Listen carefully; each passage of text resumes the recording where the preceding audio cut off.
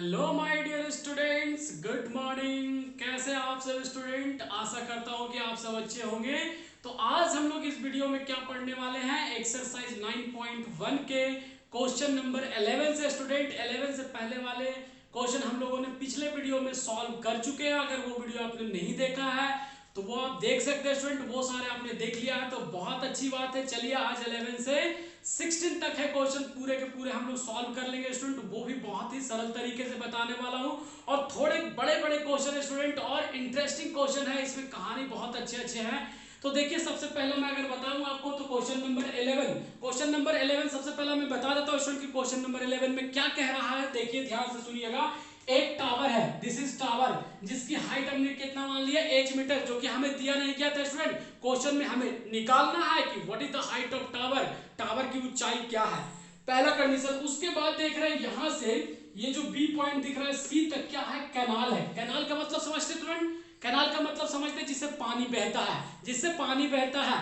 तो मान लीजिए कि यहाँ पे टावर खड़ी है और यहां से यहाँ क्या है, कैनाल है, कैनाल है। उसके बाद यहां से क्या है, रोड है, यहां से यहां तक रोड है। तो क्या बता रहा है कि बताइए, आपको यह बताना है कि जब कोई व्यक्ति यहां से खड़ा होकर के देखता है यहां टावर के सबसे ऊपर वाले पोर्शन को, जैसे ये टावर है तो मैं यहां पे बैठा हूं तो यहां देख रहा हूं, तो यहां से एंगल ऑफ इंक्लिनेशन कितना बन रहा है, 60 डिग्री। और जब वो व्यक्ति क्या करता है, इस पॉइंट से 20 मीटर दूर जाता है, 20 मीटर दूर जाता है और यहां पर डी पॉइंट पे आता है और फिर देखता है टावर की पोर्शन को, टॉप मोस्ट पोर्शन को, तो 30 डिग्री का एंगल बनाता है। तो आपसे क्वेश्चन में ये पूछा गया स्टूडेंट कि what is the width of canal, मतलब कैनाल की चौड़ाई कितनी है और टावर की ऊंचाई कितनी है। दो दो चीज आपसे इस क्वेश्चन में पूछा है स्टूडेंट। आई होप आपको क्वेश्चन समझ में आ गया होगा। तो देखिए मैं बताता हूं, यहां पे ध्यान दीजिएगा कि कैसे ये क्वेश्चन बनेगा सर। तो सबसे पहले जो निकालना है उसे आप लेट कर लीजिए, अज्यूम कर लीजिए, ताकि आपको ज्यादा समझ में आएगा। देखिए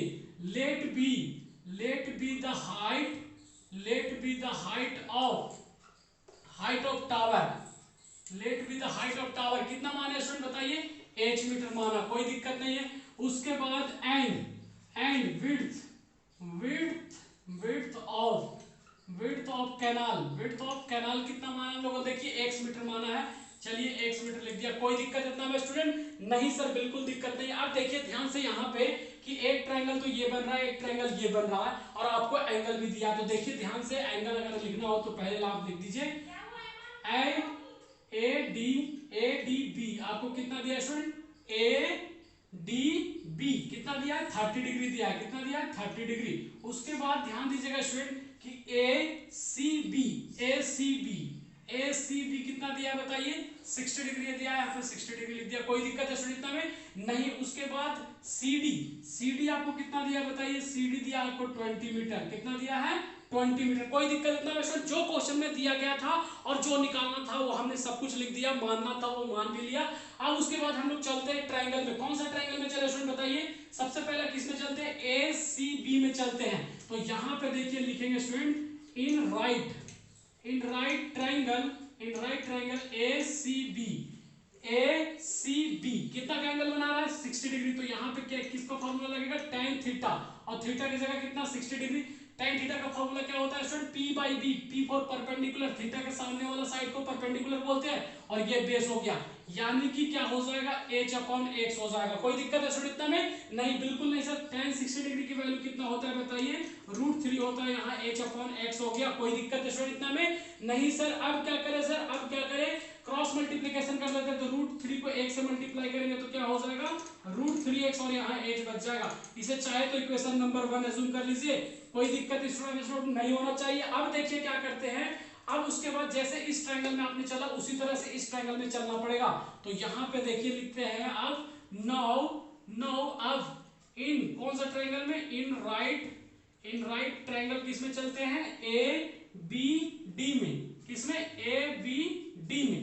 ए बी डी में वाला तो कितना, tan 30 डिग्री यहाँ पे हो जाएगा। tan 30 डिग्री इक्वल टू क्या होगा, this is P and this is base, मतलब पूरा लेना पड़ेगा स्टूडेंट आपको, पूरा यहाँ से D से लेकर के B तक। तो यहाँ पे हो जाएगा h अपॉन 20 प्लस x, ऐसा हो जाएगा स्टूडेंट। कोई दिक्कत इतना में नहीं सर, बिल्कुल दिक्कत नहीं है। आप इसे और सॉल्व कीजिए। tan 30 डिग्री की वैल्यू कितना होता है स्टूडेंट बताइए, 1/√3 होता है सर।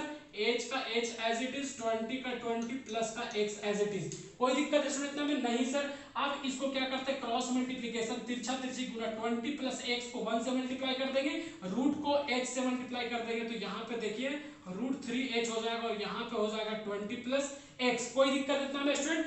नहीं सर, बिल्कुल दिक्कत नहीं है। अब क्या करें सर, कैसे करें? यहाँ से h की वैल्यू चाहे तो रख सकते हैं, यहाँ से h की वैल्यू यदि यहाँ से रख देंगे h की जगह पर √3x, तो यहाँ से x की वैल्यू सॉल्व कर लेंगे। तो यहाँ पे देखिए क्या करते हैं स्टूडेंट, मैं बता रहा हूँ, यहाँ पे क्या करूंगा, √3 के जगह √3 रख दिया और h की जगह पे कितना, √3x, तो यहाँ पे क्या करा, √3x रख दिया is equal to 20 plus x है, तो 20 प्लस x रख दिया।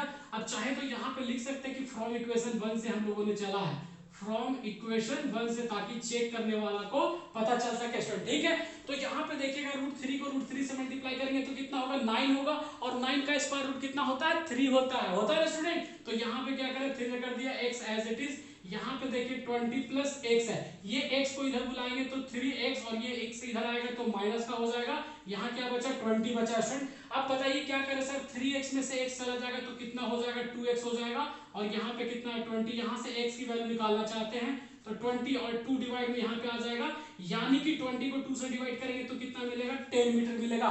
मतलब कि हमें क्वेश्चन में क्या पता चल गया स्टूडेंट, हमें क्वेश्चन में ये पता चल गया कि यहाँ पे जो कैनाल है, यहाँ पे जो कैनाल है उसकी चौड़ाई कितनी है, 10 मीटर है। कितनी है, 10 मीटर है, यानी कि हमें पता चल गया कि कैनाल की चौड़ाई 10 मीटर है। लेकिन अभी तक हमें नहीं पता चला है कि टावर की ऊंचाई क्या है, हाइट ऑफ द टावर क्या है। तो अगर हमें x की वैल्यू मिल चुका है स्टूडेंट, तो यहाँ पे इक्वेशन नंबर 1 में h की वैल्यू पुट कर देंगे, यहाँ पे 10 मीटर, तो यहाँ से x की वैल्यू निकाल सकते हैं, या फिर यहाँ पे x की वैल्यू पुट कर देंगे तो h की वैल्यू निकाल सकते हैं। तो आई होप आपको समझ में आ रहा होगा। तो देखिए मैं ये वाला पोर्शन थोड़ा सा मिटाता हूँ, ध्यान दीजिएगा आप कैसे मैं आगे सॉल्व करता हूँ स्टूडेंट, क्योंकि यहाँ पे जगह नहीं है, तो मैं यहाँ पे आपको बताने वाला हूँ। ध्यान दीजिएगा कि कैसे, देखिए आपको कैनाल ऑफ विड्थ पता चल गया है कि 10 मीटर है। अब क्या निकालना, हाइट ऑफ द टावर निकालना है। तो यहाँ पे लिखते हैं, यहाँ के बाद एंड फ्रॉम इक्वेशन 1 से, तो इक्वेशन 1 में क्या है बताइए, इक्वेशन 1 में देखिए यहाँ पे क्या है, √3x is equal to h, है ना स्टूडेंट। तो यहाँ पे √3 का √3 रहने दिया, और x के जगह पे कितना है, 10 मीटर है, तो यहाँ x की जगह 10 रख दिया, h एज इट इज, यानी कि h की वैल्यू कितना हो गया, अगर इसको इससे मल्टीप्लाई करेंगे तो 10√3 मीटर। मतलब कि हमें पता चल गया स्टूडेंट, हमें पता क्या चल गया कि हाइट ऑफ द टावर कितना है, 10√3 मीटर है। आई होप आपको समझ में आ गया होगा, हम लोगों ने पूरा फाइनल निकाल लिया स्टूडेंट। अब चाहे तो आप लास्ट में, सॉल्यूशन के लास्ट में आप ये बात लिख सकते हैं स्टूडेंट, ताकि आपको क्या हो, पूरे के पूरे नंबर मिल सके। तो आप लास्ट में ये बात लिखना ना भूले स्टूडेंट, यहाँ पे लिखते हैं लास्ट में हेंस क्या करते हैं, विड्थ ऑफ कैनाल इस कितना आया, 10 मीटर आया, लिख दिया। उसके बाद एंड हाइट ऑफ टावर कितना मिला, 10√3 मिला स्टूडेंट। ये पूरा कंप्लीट क्वेश्चन आपको हो गया स्टूडेंट, आई होप आपको समझ में आ रहा होगा। तो चलिए नेक्स्ट क्वेश्चन देखते हैं स्टूडेंट। अब देखिए स्टूडेंट क्वेश्चन नंबर 12, ध्यान से देखिएगा कि क्वेश्चन नंबर 12 में क्या कह रहा है। क्वेश्चन नंबर 12 में ये कह रहा है स्टूडेंट कि ये क्या है, बिल्डिंग है, घर है, यानी कि ये जो देख रहे हैं C से D, ये क्या है, एक बिल्डिंग है, घर है, उसकी हाइट, उसकी ऊंचाई 7 मीटर है स्टूडेंट, क्या है, 7 मीटर है, और इसके जस्ट सामने एक टावर है जो कि बिल्डिंग से ज्यादा हाइट पे है। मतलब कि B से लेकर के A तक क्या है, टावर की हाइट है, तो ध्यान दीजिएगा स्टूडेंट, यहाँ पे ध्यान से देखिएगा कि एक आदमी यहाँ पे है, छत पे है, मान लीजिए कहाँ है, छत पे है। तो छत पे क्या करता है, छत से टावर की सबसे ऊपर वाले हिस्से को देखता है यहाँ से, तो कितना एंगल बनाता है, एंगल ऑफ एलिवेशन 60 डिग्री बनाता है, 60 डिग्री बनाता है। और जब वही व्यक्ति यहाँ से कहाँ देखता है, टावर की फुट को देखता है, टावर की पैर को देखता है, तो कितना का एंगल बनाता है, 45 डिग्री एंगल बनाता है। तो आपको ये बताना है स्टूडेंट, आपको ये बताना है कि टावर की हाइट क्या है, टावर की ऊंचाई क्या है। तो देखिएगा यहाँ पे, देखिएगा ध्यान से, सबसे पहले तो आपको समझना पड़ेगा कि अगर यहाँ A से लेकर के B तक टावर की हाइट है और यहाँ C से लेकर के D तक 7 मीटर है, तो ये जितना होगा उतना ही ये भी होगा। मतलब कि E से लेकर के B तक भी कितना होगा, 7 मीटर होगा ना स्टूडेंट, 7 मीटर। तो अगर यहाँ बात करें तो ये A से लेकर E तक तक का पोर्शन क्या हो जाएगा सर, तो टोटल h मीटर है जिसमें से 7 चला जाएगा, तो यहाँ a से e तक के क्या बच जाएगा, h माइनस 7 मीटर बच जाएगा। बचेगा सर, समझ में आ रहा है आपको कि नहीं आ रहा? बिल्कुल आ रहा होगा। अब दूसरी बात यहाँ पे ये जो सबसे मेन समझने वाला, अभी तक ऐसा नहीं आया था, अभी तक ऐसा नहीं आया था, एंगल ऑफ डिप्रेशन की बात अभी तक नहीं किया था हम लोगों ने, एंगल ऑफ एलिवेशन की बात कर रहे थे। तो मतलब कहने का ये है कि हम लोग नीचे से ऊपर की ओर देखने की बात कर रहे थे अभी तक, लेकिन इस क्वेश्चन में स्टार्ट हो गया कि ऊपर से नीचे की ओर जब देखते हैं तो उसे क्या बोलते हैं, एंगल ऑफ डिप्रेशन बोलते हैं। क्योंकि यहाँ पे जो व्यक्ति खड़ा है, बैठा है, वो छत पर से कहां देख रहा है, टावर की फुट को देख रहा है, तो कहीं ना कहीं वो नीचे देख रहा है, और नीचे देख रहा है तो क्या बन रहा है, उसे क्या बोलते हैं, एंगल ऑफ डिप्रेशन बोलते हैं। तो यहाँ पे 45 डिग्री के एंगल से देख रहा है यहाँ पे, तो यहाँ पे देखिए जब 45 बना तो यहाँ भी 45 हो जाता है स्टूडेंट। लेकिन सबसे मेन है कि आपको समझना जरूरी है कि 9th क्लास में शायद आपने पढ़ा होगा कि देखिए मैं यहाँ पे बताता हूँ एक एग्जांपल बता करके, जैसे दो लाइन क्या होती है, पैरेलल होती है। जब दो लाइन पैरेलल होती है और एक लाइन इंटरसेक्ट करती है ऐसे, तो अल्टरनेट एंगल क्या होती है, इक्वल होती है। अल्टरनेट एंगल कहने का मतलब जितना ये होगा उतना ही ये होगा। स्टूडेंट आई होप समझ गए होंगे क्या कहना चाहते हैं। अगर हिंदी में अगर मैं बात करूं, हिंदी मीडियम के आप बच्चे, तो मेरे गुरुजी कहा करते थे बचपन में कि जब दो लाइन समांतर होती है, जब रेखा समानांतर होती है, तो एकांतर कोण बराबर होती है। अल्टरनेट एंगल को हिंदी में बोलते हैं स्टूडेंट एकांतर कोण बोलते हैं, और समांतर रेखा को क्या बोलते हैं, पैरेलल लाइन बोलते हैं। तो आप हमेशा याद रखिएगा कि जब दो लाइन क्या हो, पैरेलल हो, और कोई लाइन इंटरसेक्ट करता हो, तो आपको अल्टरनेट मतलब इधर का एंगल और इधर का एंगल क्या होगा, एकांतर कोण बराबर होगा। तो सेम यहाँ भी वही कंडीशन है स्टूडेंट, ये 45 डिग्री था, तो हम लोगों ने इसकी हेल्प से क्या बोला कि जब ये 45 है तो ये भी 45 होगा स्टूडेंट। तो हम लोगों ने क्या किया, ऐसा मान लिया। आई होप आपको समझ में आ गया होगा कि ये 45 था, तो ये 45 हम लोगों ने कैसे लिया सर, इसलिए लिया क्योंकि हमें ऐसा कंडीशन मालूम है और ये 45 लेने से हमारा क्वेश्चन सॉल्व होगा इसलिए स्टूडेंट। और दूसरी बात अगर बात करें तो जितना CD होगा उतना ही E भी होगा। उसके बाद अगर एक बात और करें तो जितना C से लेकर के E तक होगा उतना ही D से लेकर के B तक होगा। दोनों डिस्टेंस क्या होगा स्टूडेंट, सेम होगा ना। तो देखिए आप हमें क्वेश्चन में निकालने क्या बोला गया, सबसे मेन तो हमने आपको बताया नहीं कि क्वेश्चन में निकालने गया। क्वेश्चन में आपको निकालने के लिए बोला गया स्टूडेंट कि बताइए कि टावर की ऊंचाई कितनी है, हाइट ऑफ द टावर कितना है स्टूडेंट। तो क्या करें सर, क्या करें, देखिए यहाँ पे अज्यूम करते हैं सॉल्यूशन में, देखिएगा ध्यान से, आपको जो निकालना है वो सबसे पहले मान लीजिए let be the tower of height, let be the height of tower, कितना माना है स्टूडेंट बताइए, हाइट ऑफ टावर कितना माना है बताइए जल्दी से।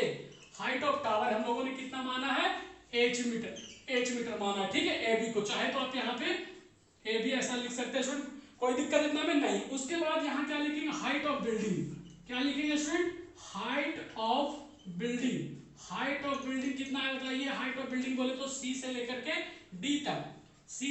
D तक, तो C से D बोल ले, या फिर B से E बोल ले, या फिर E से B बोल ले, दोनों लिख दीजिए ताकि चेक करने वालों को पूरा के पूरा समझ में आ जाए स्टूडेंट। कोई दिक्कत इतना में नहीं सर, बिल्कुल दिक्कत नहीं है। उसके बाद ध्यान दीजिएगा स्टूडेंट कि जितना यहाँ पे अगर बात करें तो जितना C होगा उतना ही क्या होगा, DB होगा। ये हमारा दिया हुआ है कंडीशन से, ये दिया हुआ है, ठीक है स्टूडेंट, समझिएगा बात को। अब क्या करते हैं, एंगल क्या दिया गया सर, एंगल आप देखिएगा ध्यान से, ACE, एंगल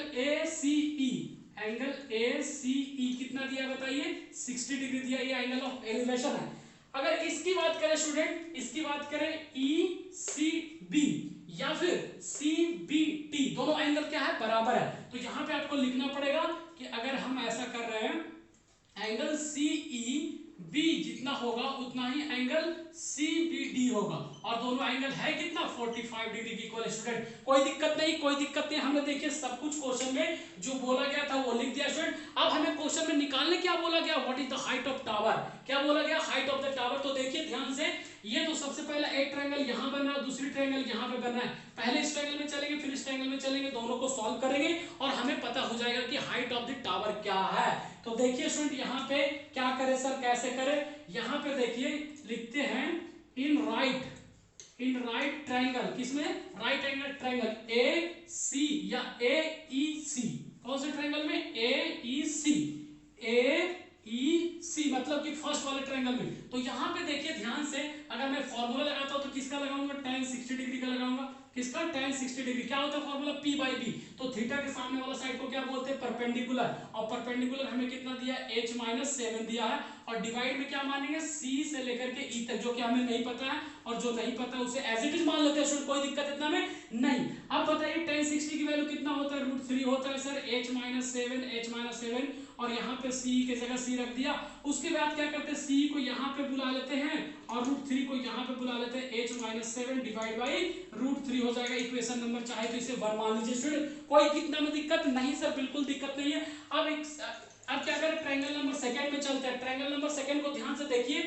अब ट्रायंगल नंबर सेकंड में यदि चलेंगे तो यहाँ पे लिखना पड़ेगा आपको इन राइट ट्रायंगल किसमें चले बताइए स्टूडेंट, CDB में चलते हैं, CDB में चलते हैं, तो यहाँ पे क्या फॉर्मूला हो जाएगा, tan 45 डिग्री हो जाएगा स्टूडेंट, tan 45। तो ये थीटा के सामने वाला साइड को क्या बोलते हैं, P बोलते हैं। तो P कितना हो गया, बिल्डिंग की हाइट 7 मीटर है, और ये कितना हो गया, dB हो गया, क्या हो गया स्टूडेंट, dB हो गया।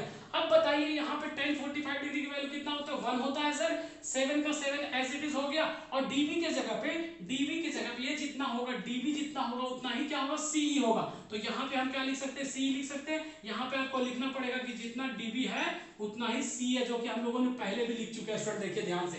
अब यहाँ से कह सकते हैं कि C को 1 से मल्टीप्लाई करेंगे तो C ही रहेगा, तो यानी कि C कितना मिल गया, 7 मीटर मिल गया स्टूडेंट, कोई दिक्कत इतना में नहीं सर, बिल्कुल दिक्कत नहीं।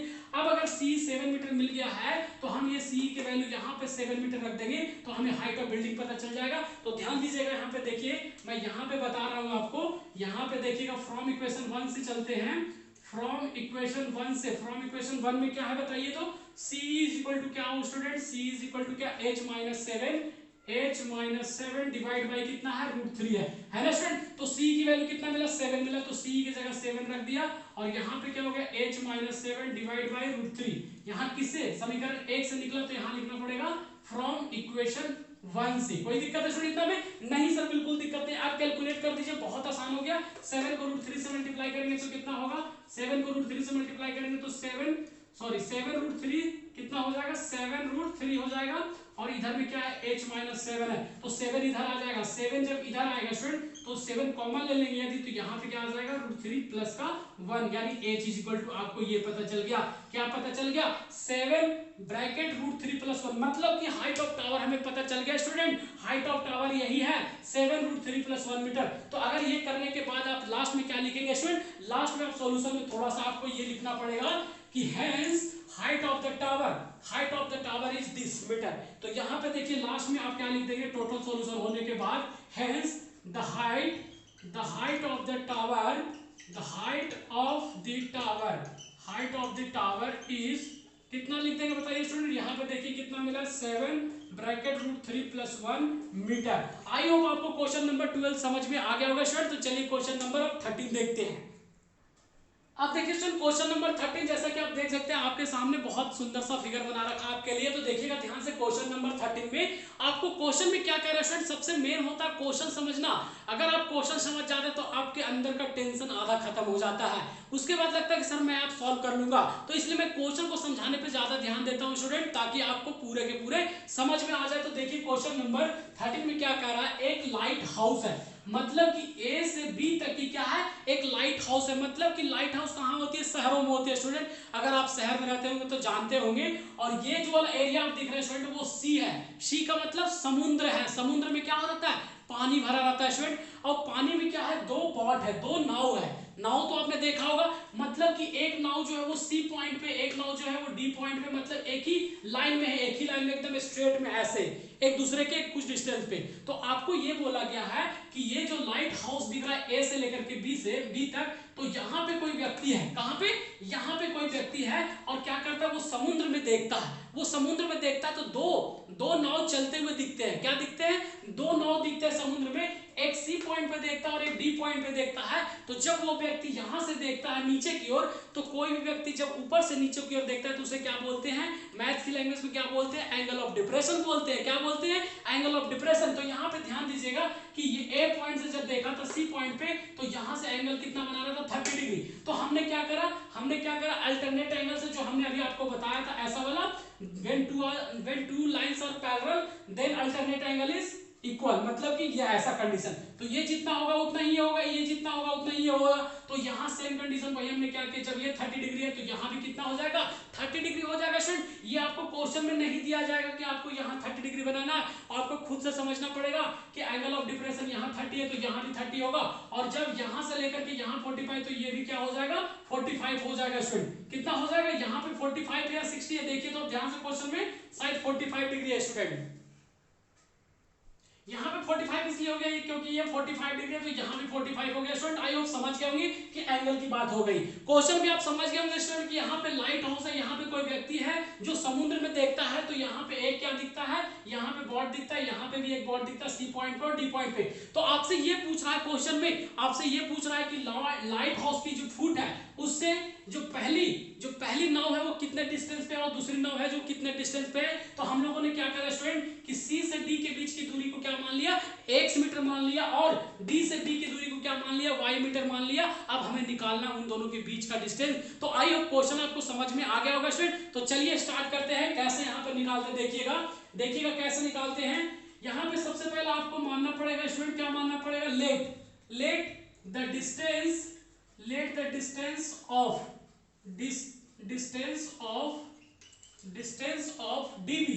db कितना माना हम लोगों ने, db कितना माना, y मीटर, एंड उसके बाद dc बोलिए चाहे cd बोलिए, उसको कितना माना है, x मीटर माना। चलिए कोई दिक्कत है स्टूडेंट इतना में, नहीं सर बिल्कुल दिक्कत नहीं है। और क्या दिया है, हाइट ऑफ लाइट हाउस दिया है, कितना दिया बताइए, वो लिख दीजिए यहाँ पे, जो कुछ भी दिया है आपको क्वेश्चन में लिख दीजिए, हाइट ऑफ लाइट हाउस आपको कितना दिया है, 75 मीटर दिया है स्टूडेंट। तो 75 मीटर लिख दिया, कोई दिक्कत इतना में सर नहीं। अब एंगल ऑफ एलिवेशन लिख देते हैं, यहाँ पे ध्यान दीजिएगा कि एंगल ए सी बी कितना है, 30 डिग्री स्टूडेंट, कोई दिक्कत इतना में नहीं। उसके बाद अगर बात करें तो एंगल ए डी सी कितना हो जाएगा बताइए, 45 डिग्री हो जाएगा स्टूडेंट, होगा ना, समझ में आ रहा है आपको, बिल्कुल समझ में आ रहा होगा। अब उसके बाद क्या हम लोगों ने किया है, हम लोग क्या करते हैं, कोई ट्रायंगल एक में चलते हैं, या तो इस ट्रायंगल में चलिए या तो इस ट्रायंगल में चलिए, कोई सा भी ट्रायंगल में पहले चलिए स्टूडेंट। तो यहाँ पे क्या करते हैं, इन राइट ट्रायंगल किस में चलते हैं, ए बी डी में चलते हैं, किस में चलते हैं, ए बी डी में। तो यहाँ पे देखिएगा क्या हो जाएगा, tan 45 डिग्री हो जाएगा, कितना हो जाएगा, tan 45 मतलब थीटा के सामने वाला परपेंडिकुलर P और दिस इज बेस। तो यहाँ पे क्या हो जाएगा स्टूडेंट, 75 और डिवाइड में कितना हो जाएगा, y हो जाएगा, कोई दिक्कत इतना में स्टूडेंट नहीं। tan 45 डिग्री की वैल्यू कितना होता है, 1 होता है, 75 डिवाइड बाई y को 1 से मल्टीप्लाई करेंगे तो y 75 यहाँ पे आ गया, यानी कि आपको पता चल गया कि y का डिस्टेंस मतलब यहाँ से यहाँ कितना, 75 मीटर है, कोई दिक्कत इतना में स्टूडेंट नहीं। अब x की वैल्यू हमें निकालना है, किसकी वैल्यू निकालना है, x की वैल्यू निकालना है। तो देखिए ये वाला मिटा देता हूं स्टूडेंट, आप क्वेश्चन तो समझ ही गए होंगे कि पूरा क्वेश्चन में क्या आपको कहा जा रहा है। अब उसके बाद क्या करते हैं, कौन सा ट्रायंगल में चलते हैं स्टूडेंट, यहाँ पे ध्यान दीजिएगा, यहाँ पे इन चलते हैं, इन राइट ट्रायंगल किस में चलते हैं बताइए, in right triangle A B C में, किसमें, ए बी सी में, कोई दिक्कत है स्टूडेंट हमें नहीं। यहाँ पे क्या हो जाएगा फॉर्मूला, tan 30 डिग्री हो जाएगा, कितना हो जाएगा, 30 डिग्री। तो इसके लिए भी ये परपेंडिकुलर हो जाएगा 75 और ये बेस हो जाएगा पूरा। तो यहाँ पे x भी लेना पड़ेगा आपको, y भी लेना पड़ेगा, कोई दिक्कत है स्टूडेंट इतना में नहीं। tan 30 डिग्री की वैल्यू कितना होता है, 1/√3 होता है, लिख दिया, 75 as it is, x plus y का x plus y as it is लिख दिया, कोई दिक्कत इतना में स्टूडेंट नहीं सर बिल्कुल नहीं। अब क्या करें सर, x प्लस वाई को 1 से मल्टीप्लाई करेंगे तो क्या मिलेगा बताइए, x प्लस वाई मिलेगा, और यहाँ पे 75 को √3 से मल्टीप्लाई करेंगे तो कितना मिलेगा, 75√3 मिलेगा। और यहाँ पे y का वैल्यू हमें पता चल चुका है, y के वैल्यू की जगह रख दीजिए x का x, y की वैल्यू कितना मिला 75 और यहाँ पे 75√3। कोई दिक्कत है स्टूडेंट इतना में नहीं सर बिल्कुल दिक्कत नहीं है। तो यहाँ पे जो आपने लिखा है वो यहाँ पे आपको लिखना पड़ेगा कि फ्रॉम इक्वेशन 1 से, कोई दिक्कत सर नहीं। अब यहाँ से x की वैल्यू निकालना बहुत सिंपल है, 75 को इधर लेकर के आते हैं इक्वल टू किधर, तो देखिएगा ध्यान से यहाँ पे, तो x इधर बच जाएगा। उसके बाद यहाँ पे क्या है स्टूडेंट 75√3 और ये 75 को इधर लेकर के आएंगे तो माइनस में शिफ्ट हो जाएगा। तो x इज इक्वल टू दोनों में से 75 कॉमन ले लीजिए, तो यहाँ क्या बचा √3 और यहाँ क्या बचा 1, यानी कि आपको x की भी वैल्यू पता चल गया और यहाँ पे देखिए आपको y की भी वैल्यू पता चल गया। तो आई होप आपको क्वेश्चन समझ में आ गया होगा स्टूडेंट। तो चलिए नेक्स्ट क्वेश्चन देखते हैं। अब देखिए क्वेश्चन नंबर 14, जैसा कि आप देख सकते हैं क्वेश्चन हमने 14 का फिगर बना रखा है बोर्ड पे। तो तो देखिए क्वेश्चन नंबर 14 में क्वेश्चन क्या है, क्वेश्चन क्या कह रहा है, ध्यान से सुनिएगा। एक लड़की है जो क्या कर रही है, बैलून को हाथ में पकड़ी हुई है। तो आपने देखा होगा स्टूडेंट कि यदि आप उसे थ्रेड से बांध करके, धागा से बांध करके आप बैलून को हवा में रखेंगे तो क्या बैलून एक जगह पर रहेगा? नहीं रहेगा स्टूडेंट, कभी नहीं रह सकता। तो उसी प्रकार इसके साथ वही कंडीशन होता है। ये लड़की क्या करती है, अपने हाथ में एक बैलून हाथ में पकड़ के रखती है। तो पहला कंडीशन वो क्या करती है, यहाँ सी, यहाँ पे ई पॉइंट पे खड़ी है, और जब वो पहले हाथ में रखी तो बी पॉइंट से यहाँ पे ऐसा करके बैलून यहाँ पे था। लेकिन कुछ देर बाद हवा चलने से क्या हुआ, ये बैलून उड़ता हुआ कहाँ चला गया, यहाँ पे आ गया स्टूडेंट। मतलब कि बी से कहाँ पे आ गया, बी से आपको इस दूरी पे आ गया, मतलब कि आप कह सकते हैं क्यू डिस्टेंस पे, यहाँ पे कितना कह सकते हैं, क्यू डिस्टेंस पे आ गया, क्यू पॉइंट पे आ गया।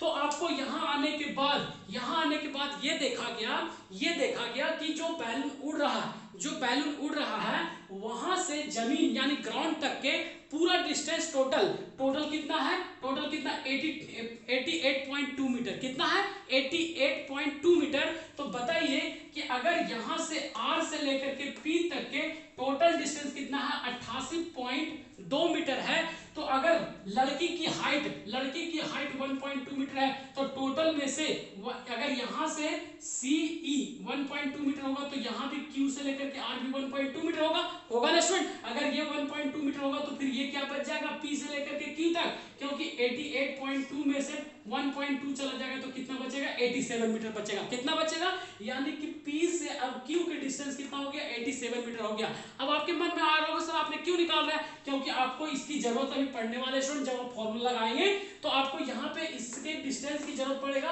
इसलिए यहाँ से यहाँ तक के जो डिस्टेंस था उसमें से 1.2 माइनस कर दिया तो हमें 87 मिल गया, P से लेकर के Q तक का डिस्टेंस। आई होप आपको समझ में आ रहा होगा स्टूडेंट। अब आपसे क्वेश्चन में ये पूछा है कि पहली कंडीशन में बैलून यहाँ पे था, तो दूसरी कंडीशन में यहाँ पे उड़ता चला गया, तो बताइए कि वो बैलून कितना डिस्टेंस ट्रेवल किया। तो डिस्टेंस कितना ट्रेवल किया उसको हमने कितना मान लिया, x मान लिया, और ये C से लेकर के B के पोर्शन को कितना मान लिया, y मीटर मान लिया, इसे x मीटर मान लिया। तो आपको बताना है कि बैलून कितना डिस्टेंस ट्रेवल किया स्टूडेंट। तो जो निकालना होता है वो हमें मानना पड़ता है। तो देखिए हमने मान लिया लेट बी, माना कि distance travelled by balloon is x metre. यहां से लेकर के यहां तक कितना डिस्टेंस ट्रेवल किया, x मीटर। अभी हमें पता नहीं है तो हमें निकालना पड़ेगा। तो ऐसा हमने मान लिया, कोई दिक्कत इतना में नहीं। उसके बाद आप चाहे तो जो कुछ भी और लिखा हुआ वो लिख सकते हैं। हाइट ऑफ द गर्ल, यहाँ पे आपको शायद दिया हुआ हाइट ऑफ द गर्ल, वो भी चाहे तो लिख सकते हैं। हाइट ऑफ द गर्ल आपको कितना दिया, बताइए कितना दिया, 1.2 मीटर दिया। कितना दिया सर, 1.2 मीटर दिया। कोई दिक्कत इतना में नहीं सर, बिल्कुल दिक्कत नहीं है। अब देखिए आपको एंगल अगर लिखना हो तो कैसे लिखेंगे सर, एंगल अगर आपको लिखना हो तो कैसे लिखेंगे बताइए, PCQ एंगल यहाँ पे देखिए लिखेंगे तो PCQ कितना हो जाएगा, 30 डिग्री हो जाएगा स्टूडेंट, होगा ना। उसके बाद एंड और फिर अगर बात करें यहां से तो ACB कितना हो जाएगा, 30 डिग्री हो जाएगा स्टूडेंट। कोई दिक्कत इतना में 30 डिग्री नहीं 60 डिग्री होगा। कितना होगा, 60 डिग्री। देखिए यहाँ पे बना हुआ 60 डिग्री। कोई दिक्कत है स्टूडेंट इतना में नहीं, मतलब कि पूरा एंगल 60 डिग्री और ये वाला 30 डिग्री है। आई होप आपको समझ में आ रहा होगा स्टूडेंट। अब देखिए हम क्या करते हैं सर, या तो इस ट्रायंगल में पहले चलिए या तो इस ट्रायंगल में चलिए, कोई दोनों में से चल सकते हैं। हम लोग निकालने की कोशिश करेंगे। तो देखिए यहाँ पे सबसे पहला क्या करते हैं, इन राइट ट्रायंगल ABC में चलते हैं। किस में चलते हैं, ABC में। तो यहाँ पे क्या फॉर्मूला लगाएगा बताइए, क्या फॉर्मूला लगेगा। देखिए अगर आप P से लेकर के Q तक 87 है तो यहां से भी लेकर के यहां तक भी कितना होगा, 87 मीटर ही होगा ना स्टूडेंट, समझ रहे बात को। तो यहाँ पे क्या लगाएंगे tan 60 डिग्री लगाएंगे। क्या लगाएंगे स्टूडेंट, tan 60 डिग्री लगाएंगे। तो tan 60 डिग्री क्या होता है, P/B। तो P कितना हो जाएगा, 87 हो जाएगा, और B कितना हो जाएगा, Y हो जाएगा स्टूडेंट। कोई दिक्कत इतना में नहीं होना चाहिए, बिल्कुल नहीं होना चाहिए। अब बताइए tan 60 की वैल्यू कितना होता है स्टूडेंट, √3 होता है। क्या होता है, √3। और यहाँ पे 87 डिवाइड बाई y को यहाँ पे लेके आई, √3 को यहाँ पे लेके आई, तो आपको कुछ ऐसा मिलेगा 87 डिवाइड बाई √3। कोई दिक्कत है स्टूडेंट नहीं।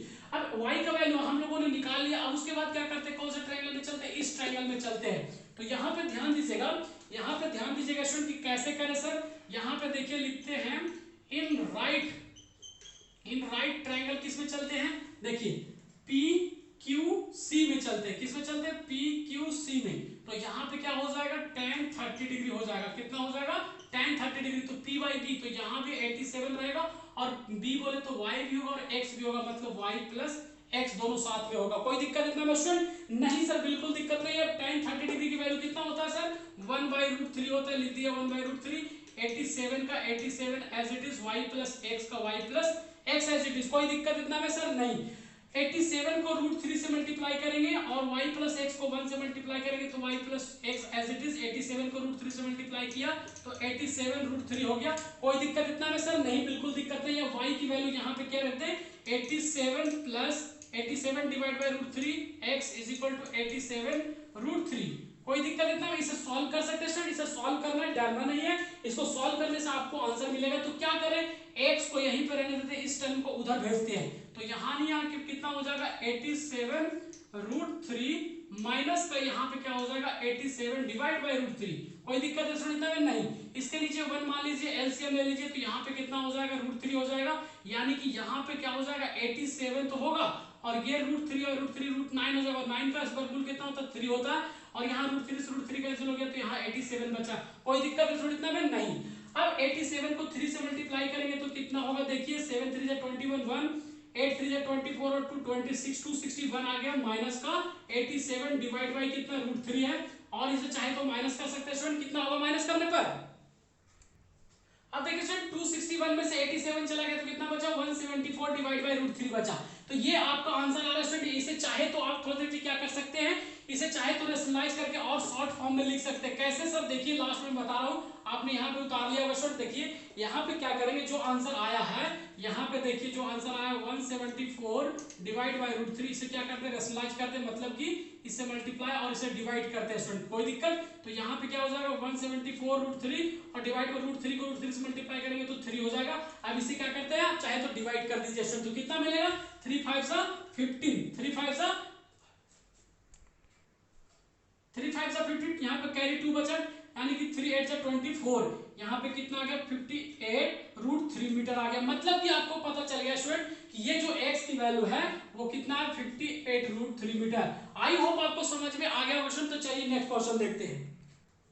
अब देखिए sir question number 15। Question number 15 में क्या कह रहा है, ध्यान से देखिएगा। क्वेश्चन नंबर 15 में क्या कह रहा है कि एक टावर है, वो टावर क्या है? A से B लेकर के टावर है, और टावर के ऊपर में यहाँ पे कोई व्यक्ति है, ठीक है, जो कि रोड के साइड दिख रहा है। ये रोड है, क्या है? ये रोड है। तो रोड पे ध्यान से देखता है तो एक कार आती है। क्या आती है? एक कार आती है जो कि यूनिफॉर्म स्पीड से जा रही है। यूनिफॉर्म स्पीड के मतलब एक फिक्स स्पीड से जा रही है। तो जब उन्होंने यहां से C पॉइंट पे देखा तो यहाँ C से D आने में उस कार को 6 सेकंड लगे। कितने? 6 सेकंड लगे। तब उनको यहां से जब देखा तो एंगल ऑफ डिप्रेशन, जब ऊपर से नीचे देखते हैं तो एंगल ऑफ डिप्रेशन बनता है, तो एंगल ऑफ डिप्रेशन कितना बना? 30 डिग्री बना।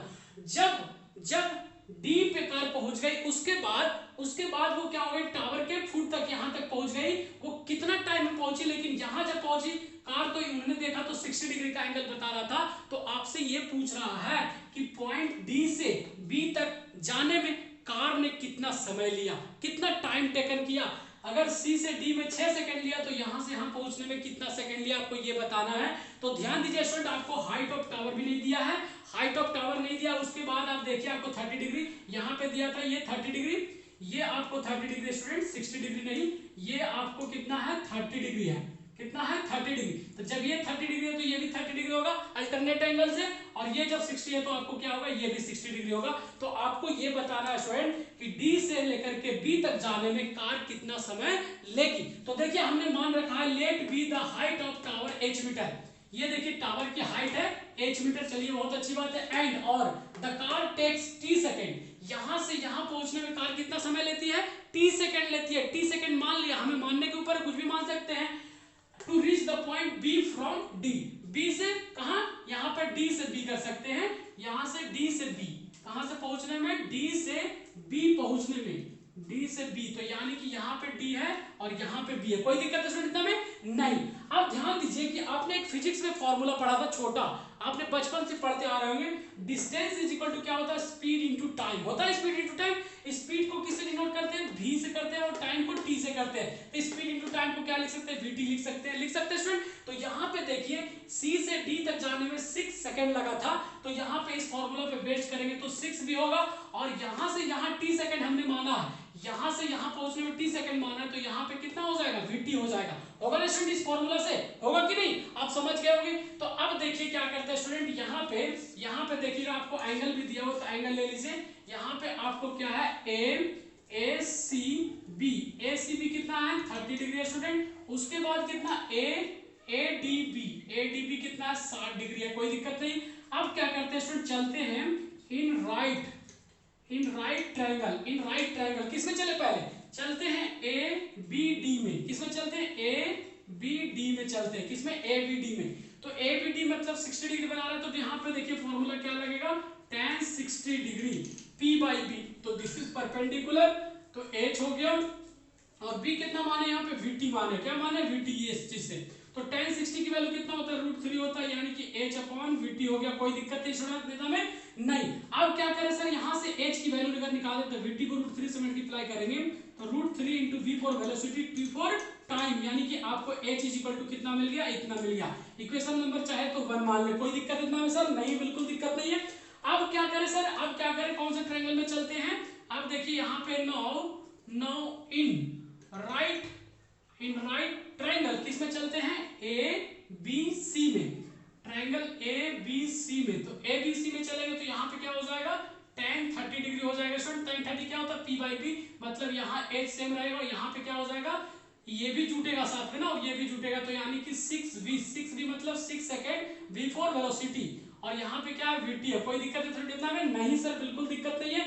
अब यहाँ पे क्या करें सर, कैसे करें, tan 30 डिग्री की वैल्यू कितना होता है, देखिए 1/√3 होता है, लिख दिया 1/√3, h का h, और यहाँ पे क्या हो गया, 6 second velocity plus v into T, तो 6v प्लस vt को 1 से मल्टीप्लाई करेंगे तो वही रहेगा 6v प्लस vt, और h को √3 से मल्टीप्लाई करेंगे तो कितना होगा, √3h होगा। कोई दिक्कत इतना में स्टूडेंट नहीं सर, बिल्कुल दिक्कत नहीं है। अब देखिए क्या करते हैं, इस h के जगह पे क्या करते हैं, √3 vt रख सकते हैं इस h के जगह पे, तो यानी कि देखिएगा ध्यान से, यहाँ पे 6v as it is, vt as it is, और यहाँ पे √3v as it is, h के जगह पे क्या रखते हैं, √3 vt रख देते हैं, कोई दिक्कत इतना में नहीं। आप यहाँ पे चाहे तो समीकरण 1 से भी लिख सकते हैं। अब देखिएगा ध्यान से, इस चीज को लिख रहा हूँ, 6v plus vt is equal to √3 को √3 से मल्टीप्लाई करेंगे तो कितना होगा, √9 होगा, 9 का स्क्वायर रूट कितना होता है, 3 होता है, तो 3 लिख दिया, और यहाँ पे vt है साथ में, तो vt भी लिख दिया, कोई दिक्कत इसमें नहीं, 3 का 3 एज इट इज।